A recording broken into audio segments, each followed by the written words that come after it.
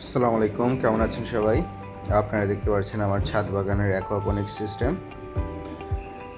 অ্যাকোয়াপনিক্স সিস্টেমের ফিশগুলো সুন্দরভাবে খাবার খাচ্ছে, দেখতে পারতেছেন। মার্শাল্লাহ, পানিটা একটু গ্রিনিশ ভাব দেখা যাচ্ছে। আস্তে আস্তে মাছগুলো আমার ফিশ ট্যাঙ্কে সেট আপ হয়ে যাচ্ছে, যেহেতু নতুন মাছ এনেছি। এখনও অনেক মাছ মারা যাচ্ছে, এটা স্বাভাবিক ব্যাপার। এটা প্রতিবারই যখন নতুন করে মাছ আনে অনেক পোনা মারা যায়, তারপরে যেগুলো বাঁচে সেট হইতে থাকে। এই কারণে সবসময় বেশি করে মাছের পোনা অর্ডার দিয়ে থাকি। দেখতে পারতেছেন অ্যাকোয়াপনিক্স সিস্টেমের গাছগুলোর বর্তমান অবস্থা। অ্যাকোয়াপনিক্স সিস্টেম একটি হচ্ছে মাটিবিহীন সবজি চাষ পদ্ধতি। এখানে আপনারা মাছ এবং গাছ একসাথে করতে পারবেন। মাছের যে বর্জ্য মিশ্রিত পানি আছে সেটা একটা সাবমার্সিবল ওয়াটার পাম্পের মাধ্যমে ফিশ ট্যাঙ্কে এসে ফিশ ট্যাঙ্ক থেকে এই গ্রো বেডগুলোতে এসে পড়ে। এই পাইপটার মাধ্যমে দেখতে পারতেছেন, সেখান থেকে এরা মূল যেই গাছের যে শক্তি নাইট্রোজেন সেটা সংগ্রহ করে থাকে। কারণ মাছের যে বর্জ্য মিশ্রিত পানি সেটাতে প্রচুর পরিমাণে অ্যামোনিয়া থাকে।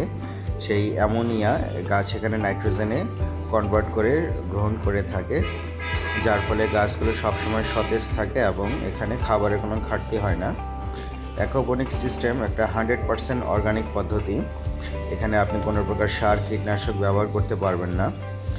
এখানে শুধু মাছের যে বর্জ্যগুলো আছে সেগুলো থেকে অ্যামোনিয়া তৈরি হয়। সেই অ্যামোনিয়াটা এই গ্রো বেডে নাইট্রোজেনে কনভার্ট হয়ে গাছ শক্তিতে রূপান্তরিত করে। এছাড়া এক্সট্রা খাবার হিসেবে আমরা গ্রো বেডে কিছু ডিমের খোসা, কলার খোসা ভালো করে রোদে শুকিয়ে গুঁড়ো করে 1 মুঠ করে দিয়ে দিয়েছি।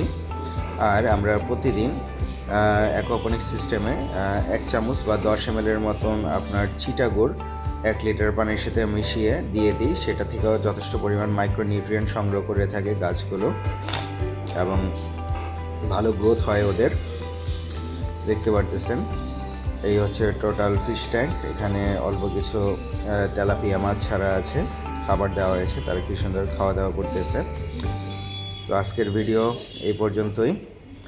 সবাইকে অসংখ্য ধন্যবাদ ভিডিওটি কষ্ট করে এতক্ষণ দেখার জন্য। আসসালামু আলাইকুম, খোদা হাফেজ।